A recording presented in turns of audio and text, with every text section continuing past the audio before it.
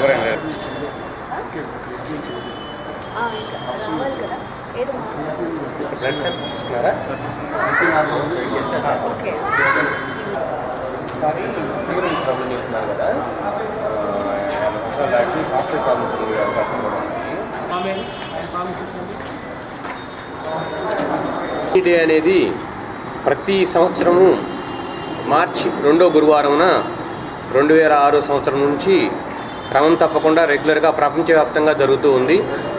ఈ world kidney day యొక్క ముఖ్య ఉద్దేశం ఏమిటంటే ప్రజలలో కిడ్నీ వ్యాధుల గురించి, అవి ఎలా వస్తాయి, ఎవరికి వచ్చే అవకాశం ఎక్కువగా ఉంటాయి, వచ్చిన తర్వాత ఎటువంటి జాగ్రత్తలు తీసుకోవాలి, వాటి వల్ల వచ్చే సమస్యలు ఏమిటి, ఆ తర్వాత కిడ్నీ జబ్బులు బాగా ముదిరిన తర్వాత చేయగలిగే చికిత్సలు ఏమిటి, ఆ చికిత్సలకు అయ్యే ఖర్చులు అండ్ అనేక రకమైన సందేహాలన్నింటినీ గురించి ప్రజలలో పూర్తి అవగాహన కల్పించడానికి ఇది ప్రపంచవ్యాప్తంగా జరపబడుతున్నారు. ప్రపంచవ్యాప్తంగా ఈ కిడ్నీ జబ్బులు అనేవి ఈ మధ్యకాలంలో చాలా ఎక్కువగా కనిపిస్తూ ఉన్నాయి. గమనించినట్లయితే ప్రతి 8 నుంచి 10 మందిలో ఒకరికి ఈ కిడ్నీ జబ్బులు ఉన్నట్లు ప్రాథమిక అంచనా. ఆ విధంగా చూసినట్లయితే ప్రపంచవ్యాప్తంగా 600 కోట్ల మంది ఉంటారు. వారిలో 60 కోట్ల మంది అయినా ఈ కిడ్నీ జబ్బులు ఉండే అవకాశం ఉంది. ఇక మన దేశం విషయంకి వస్తే కనీసం 100 కోట్ల మంది పైగా జనాభా ఉన్నారు. వీరిలో 10 కోట్లకు పైగా కిడ్నీ జబ్బులు ఉండే అవకాశాలు ఉన్నాయి. సో ఇంత ఎక్కువగా కిడ్నీ జబ్బులు ఉన్నప్పుడు మనము ఈ కిడ్నీ జబ్బులు బాగా ముదిరిన తర్వాత చూస్తే చికిత్సకు అయ్యే ఖర్చు చూస్తే చాలా ఎక్కువగా కనపడుతూ ఉంది. బాగా ముదిరిన తర్వాత మీకు తెలిసిన విషయమే, కిడ్నీ జబ్బులు బాగా ముదిరిన తర్వాత ప్రాణాంతకం. సో ప్రాణహాని కలగకుండా చేయడానికి జీవితాంతం డయాలసిస్ అని చేయడం కానీ లేక కిడ్నీ మార్పిడి చేయడం కానీ మాత్రమే చేయగలుగుతున్నాం. దళిత్ ఫోర్స్ ఆధ్వర్యంలో డాక్టర్ బాబు జగజీవన్ రామ్, డాక్టర్ బిఆర్ అంబేద్కర్ జయంతి ఉత్సవాలలో భాగంగా నేడు జిల్లా స్థాయి క్రైస్తవ పాటల పోటీలు నిర్వహించారు. ఈ సందర్భంగా పాస్టర్ ఏలియా మాట్లాడుతూ మానవ అభివృద్ధికి, మానసిక ఉల్లాసం పెంపొందించేందుకు సంగీతం ఎంతగానో దోహదపడిందని అన్నారు. భగవంతుని వాక్కులను సంగీతం ద్వారా ప్రపంచ ప్రజలకు వ్యాప్తి చేశారని, అందుకే మానవ జీవితంలో సంగీతం క్రియాశీలకమైన పాత్ర పోషించిందన్నారు. జిల్లా వ్యాప్తంగా నిర్వహించిన ఈ పోటీలలో ఉత్సాహంగా పాల్గొన్న వారికి ధన్యవాదాలని అన్నారు.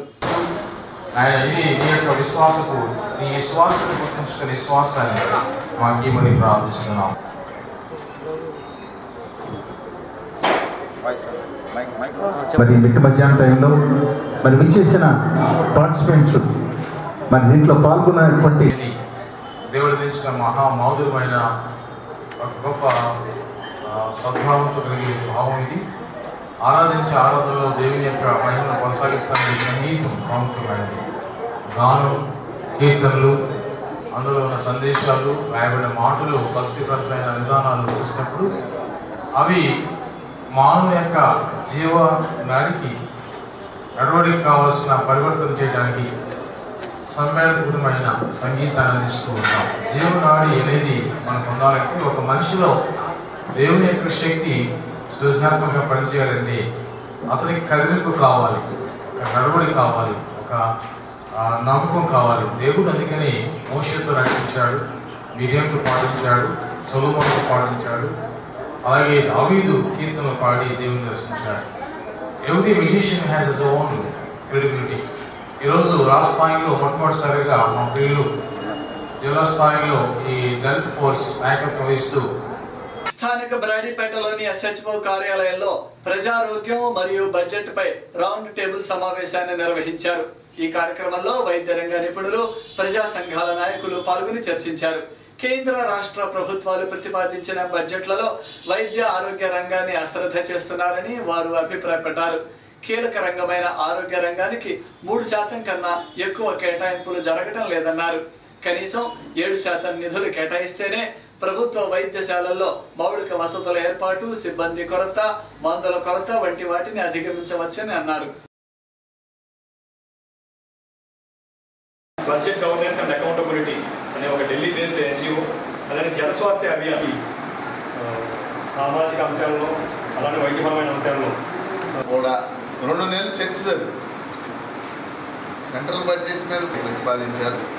రాష్ట్ర బడ్జెట్ని రేపు యనమల రామకృష్ణుడు మన ఆర్థిక మంత్రి ప్రతిపాదించిపోతాం. సాధారణంగా బడ్జెట్లో వ్యవసాయ రంగం, పారిశ్రామిక రంగం వీటి గురించి ఎక్కువ చర్చ జరుగుతుంది, మనందరికీ తెలుసు. కానీ ఈ రోజున సమాజాల్లో మనం వైద్య ఆరోగ్య రంగాలు, విద్యారంగం, మన అమర్త్య సేన్ పుస్తకాలన్నీ కూడా మనకి ఈ 2 రంగాలు కీలకమైన రంగాలుగా మనం చెప్తాం. వైద్య ఆరోగ్యం ఒకటి, రెండోది ఎడ్యుకేషన్, సోషల్ ఇన్ఫ్రాస్ట్రక్చర్ అంటున్నది. సోషల్ ఇన్ఫ్రాస్ట్రక్చర్ మరి ఈ 2 రంగాలకి సంబంధించి చూసినప్పుడు బడ్జెట్ ప్రతిపాదనలు సంతృప్తికరంగా ఉండటం లేదు. ఎందువల్లంటే మొన్న ప్రతిపాదించిన కేంద్ర బడ్జెట్లో మనం చూసినప్పుడు కేంద్ర బడ్జెట్ కంటే చాలా కొద్ది మొత్తం మాత్రమే పెంచడం జరిగింది. ప్రపంచవ్యాప్తంగా మనకున్న 2 సూచనలు ఏంటంటే తల్లి యొక్క మరణాల శాతం, బిడ్డల యొక్క మరణాల శాతం. ఈ 2 శాతాలు మనం కనుక ఖచ్చితంగా తెలుసుకోగలిగితే మన ఆరోగ్య పరిస్థితి ఎలా ఉన్నదని మిగతా సొసైటీస్తో కంపేర్ చేసుకున్నా కానీ, మిగతా రాష్ట్రాలతో కానీ, మిగతా దేశాలతో కానీ ప్రపంచవ్యాప్తంగా మన ఆరోగ్య వ్యవస్థ ఎలా పనిచేస్తున్నదని తెలుసుకోవాలంటే ముఖ్యంగా ఈ 2 ఇండికేటర్సే మనం సూచనగా తీసుకుంటుంటాము. Maternal mortality rate and infant mortality rate అని. సో ఈ 2 రేట్స్ని ఇప్పటికే చూస్తే మన ఇండియా మిగతా దేశాలతో చూసుకుంటే ఎక్కువగానే ఉన్నాయి ప్రస్తుతం. తల్లి మరణాలు కానీ, శిశు మరణాలు కానీ ఇంకా ప్రపంచవ్యాప్తంగా మన ఇండియా వైపు చూసుకుంటే ఇప్పటికీ చాలా ఎక్కువ శాతాలు నమోదవుతా ఉన్నాయి. తెలుగుదేశం ప్రభుత్వం అనుసరిస్తున్న ప్రజా వ్యతిరేక విధానాల వలన రాష్ట్రాల్లో తీవ్ర అసంతృప్తి నెలకొని ఉన్నదని వైఎస్ఆర్సీపీ నగర అధ్యక్షుడు అప్పిరెడ్డి అభిప్రాయపడ్డారు. స్థానిక నల్ల చెరువు 6వ లైన్లో దాసటి రామకృష్ణ వైసీపీలో చేరుతున్న సందర్భంగా ఏర్పాటు చేసిన కార్యక్రమంలో పాల్గొన్న ఆయన ఈ సందర్భంగా మాట్లాడారు. రాజశేఖర్ రెడ్డి పాలనలో అన్నదాతలు, విద్యార్థులు, కార్మికులు సుభిక్షంగా ఉన్నారని, అటువంటి పాలన రావాలంటే జగన్ అధికారంలోకి వస్తేనే సాధ్యపడుతుందన్నారు. రాజకీయ లబ్ధి కోసం పాకులాడుతూ ప్రజా సంక్షేమాన్ని మరచిన అధికార పార్టీకి ప్రజలే బుద్ధి చెప్తారని ఆయన అన్నారు.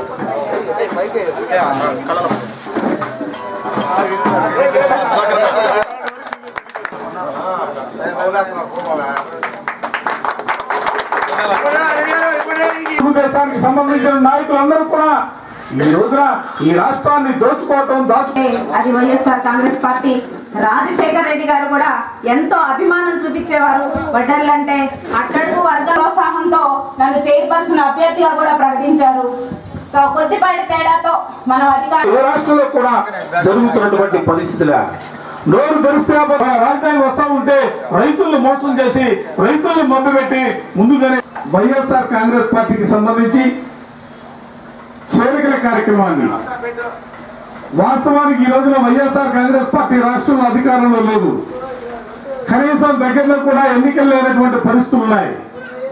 కానీ రాష్ట్రంలో జరుగుతున్నటువంటి రాజకీయ పరిణామాల దృష్ట్యా ఈ రాష్ట్రాన్ని పరిపాలన చేస్తున్నటువంటి చంద్రబాబు నాయుడు చేస్తున్నటువంటి అకృత్యాలని, ప్రజా వ్యతిరేక విధానాల్ని ఈ రోజు చూస్తూ ఉంటే మాటలతో చెప్పలేనటువంటి పరిస్థితులు కనిపిస్తూ ఉన్నాయి. ఈ పరిస్థితుల్లో ఈ రాష్ట్రానికి సంబంధించి రాజశేఖర రెడ్డి గారి పరిపాలన చూసాం. మరలా తిరిగి రాష్ట్రంలో రాజశేఖర రెడ్డి గారి పరిపాలన రావాలా? రాజశేఖర రెడ్డి గారి పరిపాలన వస్తేనే ఈ రాష్ట్రంలో ఉన్నటువంటి అన్ని కులాల వారు కానీ, అన్ని ప్రాంతాల వారు కానీ అందరూ కూడా కలిసిమెలిసి ముందుకు సాగే అవకాశాలు ఉంటాయని బలంగా నమ్మినటువంటి వ్యక్తిగా ఈ రోజున పార్టీలో చేరుతున్నటువంటి సోదరుడు రామకృష్ణ గారిని నిజంగా మనస్ఫూర్తిగా అభినందిస్తూ వారికి స్వాగతం పలికే కార్యక్రమాన్ని కూడా ఈ రోజు తీసుకుంటా ఉన్నాం. షూటింగ్ న్యూస్ ముగించే ముందు హెడ్లైన్స్ మరొకసారి.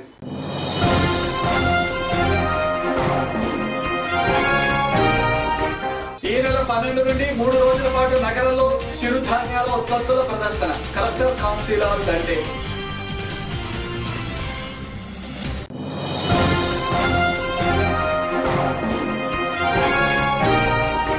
కార్మికుల సమస్యల పరిష్కారాన్ని కోరుతూ కార్మిక సంఘాల ఐక్య వేదిక ఆధ్వర్యంలో ధర్నా.